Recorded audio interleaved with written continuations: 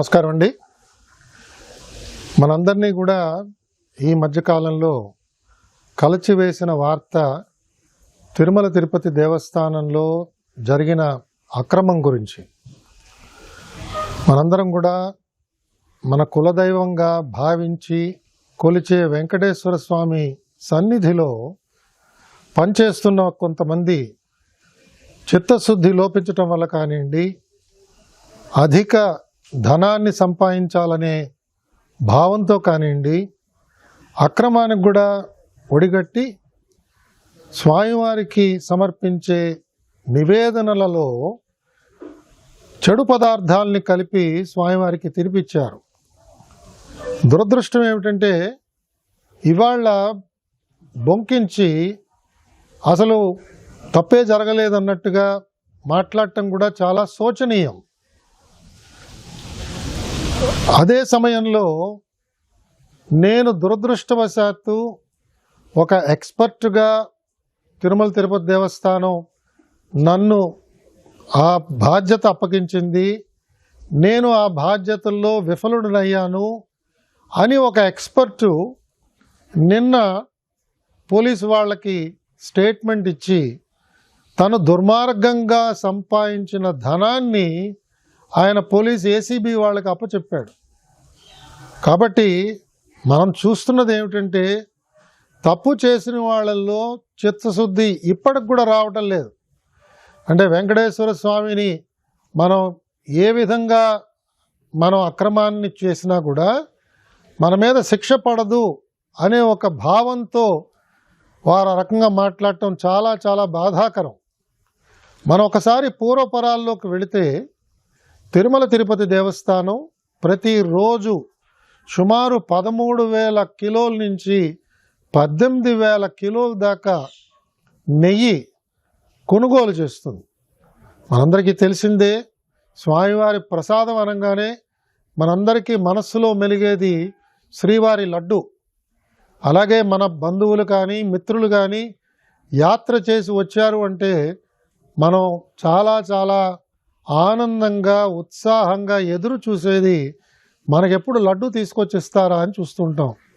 పరీక్షలకు వెళ్ళే విద్యార్థులు, కళ్యాణం చేయించుకునే పెద్దవాళ్ళు, వృద్ధాప్యంలో చేసుకుంటున్న ఉత్సవాల్లో కూడా స్వామివారి యొక్క ప్రసాదాన్ని అపురూపంగా భావించే జాతి మనందరిది కూడా. యావత్ భారతదేశం అంతా కూడా వీళ్ళందరూ ఇవాళ ఉండి వాళ్ళందరూ కూడా భారతదేశంలో ఎక్కడికి వెళ్ళినా కూడా తిరుమల గురించి, కలియుగ ప్రత్యక్ష దైవం గురించి మాట్లాడుతున్నప్పుడు స్వామివారి ప్రసాదం గురించి మాట్లాడతారు. మరి కేవలం లడ్డూ ప్రసాదం ఒకటే కాకుండా స్వామివారి అన్న ప్రసాదాల్లో కూడా అదే నెయ్యి వాడతారు. ఉపదేవాలయాల్లో కూడా వాడే నెయ్యి ఈ విధంగానే తిరుమల తిరుపతి దేవస్థానం వాళ్ళు ప్రొక్యూర్ చేసి ఇస్తుంటారు.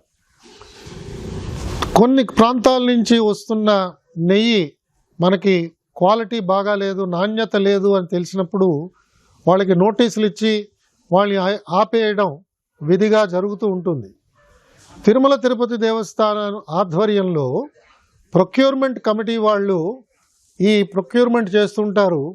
ఆ ఘీ ప్రొక్యూర్మెంట్ చేస్తున్నప్పుడు ఆ ఘీలో నాణ్యత ఎలా ఉన్నది అవన్నీ కూడా వాళ్ళు చాలా జాగ్రత్తగా పరిశీలన చేయవలసిన బాధ్యత వారి మీద ఉన్నది. అంతేకాకుండా తిరుమల తిరుపతి దేవస్థానం వారు కొన్న ఈ ఘీని, నెయ్యిని ఎప్పటికప్పుడు పరీక్ష చేయడానికి వివిధ ప్రాంతాలకు పంపిస్తున్నారు.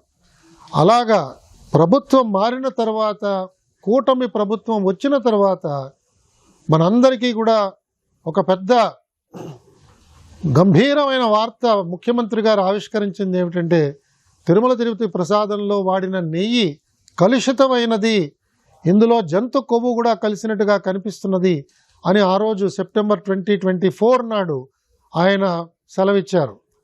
మనందరం కూడా చాలా చాలా బాధపడ్డాం. మనలో కొంతమంది దుఃఖించాం. అందరూ చూస్తుండగానే కన్నీళ్లు రాల్చాం. మనం నమ్ముకున్న మన దైవానికి అలాంటి ప్రసాదాన్ని మనం ఇస్తామా? ఎంత తప్పిదం ఇది! క్షమించరాని తప్పిదం కింద కూడా మనందరం కూడా ఆ రోజు అనుకున్నాం. దాన్ని వెంటనే ప్రభుత్వం చర్యలు తీసుకుని ఎంక్వైరీ చేయడానికి ఒక డిఐజీ స్థాయి అధికారిని వెంటనే ఎంక్వైరీ ఆఫీసర్గా పెట్టి ఎస్ఐటిని ఫామ్ చేసిన తర్వాత ఎవరైతే తప్పు చేసి ఉంటారని మనం అందరం భావిస్తున్నామో వారు సుప్రీంకోర్టుకు వెళ్ళి మేమేం తప్పు చేయలేదని చెప్పి ఆ రోజు బొంకారు. అప్పుడు సుప్రీంకోర్టు ఏర్పాటు చేసిన స్పెషల్ ఇన్వెస్టిగేషన్ టీం ఈ అంశంలోకి వెళ్ళి వారు అనేక మంది ఎక్స్పర్ట్స్ని, రాష్ట్ర ప్రభుత్వ పోలీస్ యంత్రాంగంలో ఉన్న సభ్యులు, సిబిఐలో ఉన్న సభ్యులు అందరినీ కూడా, అలాగే FSSAI అంటే ఆహార నాణ్యతని పరీక్ష చేసే ఒక ఏజెన్సీ, కేంద్ర ప్రభుత్వ స్థాయిలో ఉన్న ఏజెన్సీ ప్రతినిధులు, వీరందరినీ కలిపి SIT ఏర్పాటు చేశారు. కాబట్టి ఇవాళ వారిచ్చిన రిపోర్ట్ని అందరం కూడా జాగ్రత్తగా పరిశీలన చేద్దాం. ఇవాళ ఉన్న ప్రభుత్వం, ఇవాళ బోర్డులో పనిచేస్తున్న చైర్మన్ గారు కానీ, ఎగ్జిక్యూటివ్ ఆఫీసర్ గారు కానీ, గౌరవ ధర్మకర్తల మండలి సభ్యులందరినీ కూడా మనం ఆశించేది, కోరేది, భవిష్యత్తులో ఇలాంటి చర్యలు రాకుండా ఎలాంటి చర్యలు మనం తీసుకోవాలి. ఇలాంటి తప్పిదాలు జరగకూడదు. ఇది తప్పిదమే కాదు, ఇది దుర్మార్గం. ఇది కలుషితమైన ఆలోచనతో పెట్టరేగిపోయిన కొంతమంది మన మనోభావాలని దెబ్బతీసేటట్టుగా వారు ప్రవర్తించారు. దీని ద్వారా కోట్ల రూపాయలు వారు గుల్లకొట్టారు. స్వామివారిది ఒక్క రూపాయి మన జేబులో పడినా కూడా మన చేతుల్లోంచి 10 రూపాయలు వెనక్కి వెళతాయనే ఒక సత్యం త్వరలోనే నిరూపణ అవుతుందని కూడా నాలాంటి వాళ్ళు భావిస్తున్నారు. ఎవరైతే తిరుమల నుంచి ధనాన్ని సేకరించి దుర్మార్గం ద్వారా ఆ ఆదాయాన్ని సంపాదించారో తప్పకుండా ప్రాయశ్చిత్తం వాళ్ళు అనుభవించవలసిందే. ఇప్పటికైనా సమయం మించిపోయింది లేదు. దీన్ని రాజకీయ కోణంలో ఆలోచన చేసి వాదించే కంటే మాకు వెంకటేశ్వర స్వామి మీద నమ్మకం లేదు, మాకు డబ్బు మీద నమ్మకం ఉంది అని వాళ్ళ నమ్మకాలని బయట పెట్టవలసిందిగా నేను అందరి తరఫున నేను వారిని డిమాండ్ చేస్తున్నాను. మీకు వెంకటేశ్వర స్వామి మీద నమ్మకం ఉంటే మౌనం వహించండి. మీరు చేసిన ఈ దుర్మార్గానికి మీరు మీ చింతని ప్రకటించండి, మీ బాధను వ్యక్తపరచండి. ప్రాయశ్చిత్తంగా వెళ్ళి అంగప్రదక్షిణ చేస్తారో, పుష్కరిణిలో మునుగుతారో, లేదా తలనీలాలు అర్పిస్తారో, లేదా వెళ్ళి శిక్ష అనుభవిస్తారో జైల్లో కూర్చుని, అది మీకే వదిలేస్తున్నాం. కానీ ఒక సామాన్య భక్తుడుగా మీరు చేసింది క్షమింపరాని నేరము. మీరు దాన్ని వెనకేసుకొస్తూ ఇవాళ సమాజంలో అలజడి సృష్టించడానికి ప్రయత్నం చేయడం ఏమాత్రం కూడా అది శ్రేయకరమైన పని కాదు. మీ వల్ల మేము ఆశిస్తున్నది కాదు. రాజకీయ పార్టీల వాదనలు ఏ రకంగా ఉన్నా కూడా అది వాదనలతోనే మీరు చేసుకోవాలి. కానీ ప్రజా జీవనానికి అంతరాయం కలిగించడం కానీ, ప్రజా ఆస్తుల్ని తగలబెట్టడం కానీ ఈ విధంగా చేయడం క్షమింపరాని నేరం అవుతుంది. వెంకటేశ్వర స్వామి భక్తులందరినీ కూడా సవినయంగా నేను కోరేది, తప్పకుండా మనం కొంత సమయాన్ని వేచి చూద్దాం. ప్రభుత్వం తీసుకునే అనేక మంచి చర్యల వల్ల తిరుమల తిరుపతి దేవస్థానంలో ఈ తప్పుని ఎవరైతే చేశారో వారందరికీ శిక్ష తప్పకుండా పడుతుంది. ఇప్పటికే ప్రభుత్వం అక్కడ పనిచేస్తున్న కొంతమంది ఉన్నతాధికారుల్ని స్థానచలనం కలిగించింది. మిగతా వారి మీద కూడా చర్యలు తీసుకునే చర్యలు మొదలుపెట్టినట్టుగా నాకు వినిపిస్తున్నది. మనందరం కూడా స్వామివారి భక్తులుగా వినమ్రతతో స్వామివారిని కోరుతూ ఇలాంటి తప్పులు చేసిన వారందరి పక్షాన మనందరం క్షమాపణలు కోరుదాం.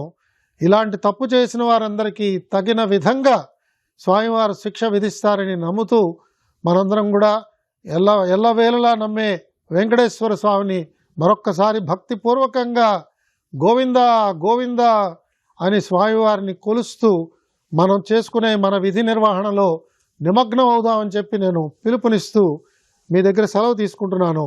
గోవిందా.